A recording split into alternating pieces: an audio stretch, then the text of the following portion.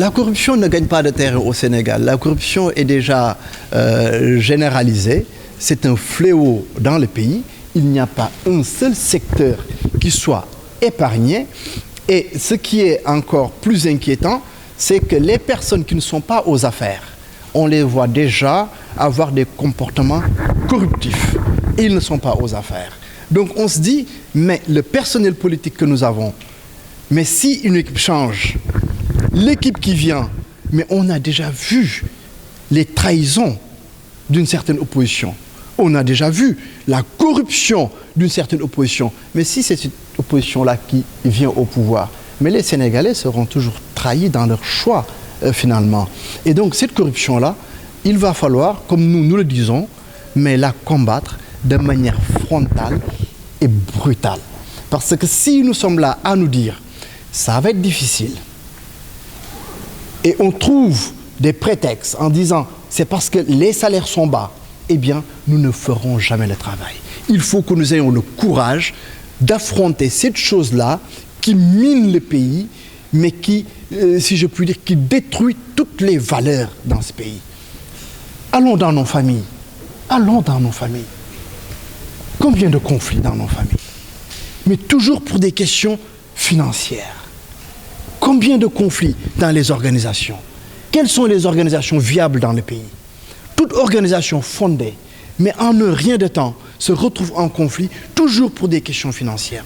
Donc il va falloir aller à la pédagogie, aller à l'école primaire.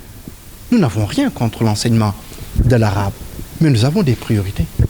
Nos enfants, nous avons besoin de leur parler de la corruption, qu'ils puissent l'identifier et très tôt. Et très tôt. Et l'enseignant qui traite de la corruption, il est clair que l'enfant, il va assimiler le discours. Il va l'assimiler.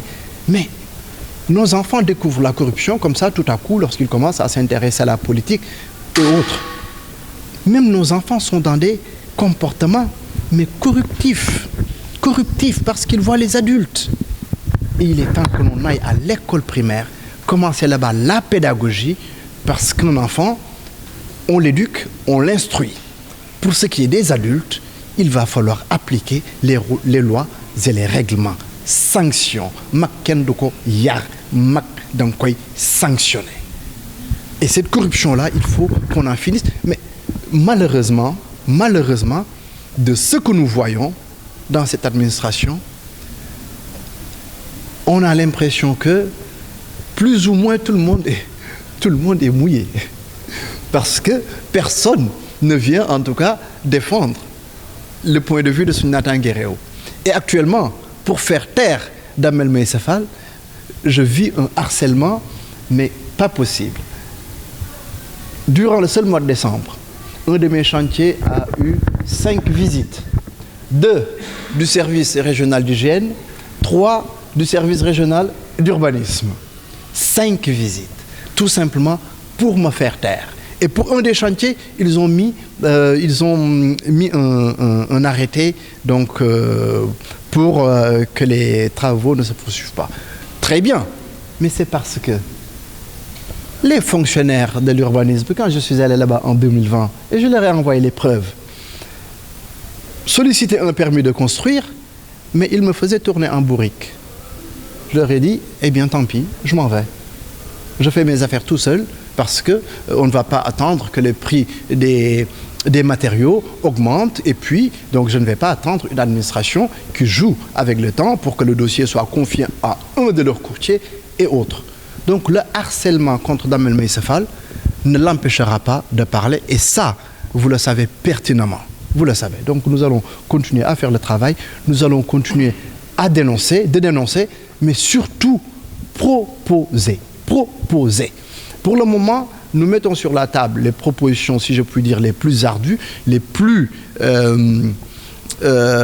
difficiles à assumer, de sorte à ce que les autres politiciens ne nous pillent pas. Parce que nous savons que ces propositions-là, ils n'auront jamais le courage de les porter. Par exemple, des expropriations. Nous, Soundiata Nguéréo, nous n'excluons pas des expropriations, au moins depuis les attributions donc, foncières, au moins depuis 1980. Comment se fait-il que des familles aujourd'hui se retrouvent avec des hectares de terre qu'ils n'ont rien fait pour avoir? Absolument rien. Tout simplement parce que papa était dans l'administration territoriale. Papa était aux impôts et domaines. Papa avait des entrées dans l'administration, titre foncier. Et depuis l'attribution de ces terres-là, pas un seul citronnier n'a poussé sur ces terres.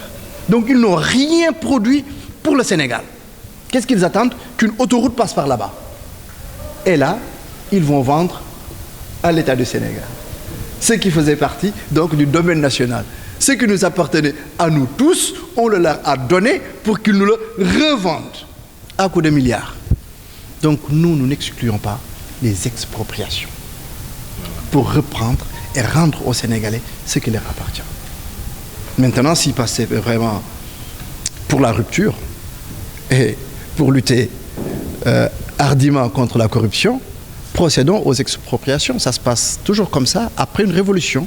Et vous avez fait une révolution, n'est-ce pas? Donc, commencez les expropriations.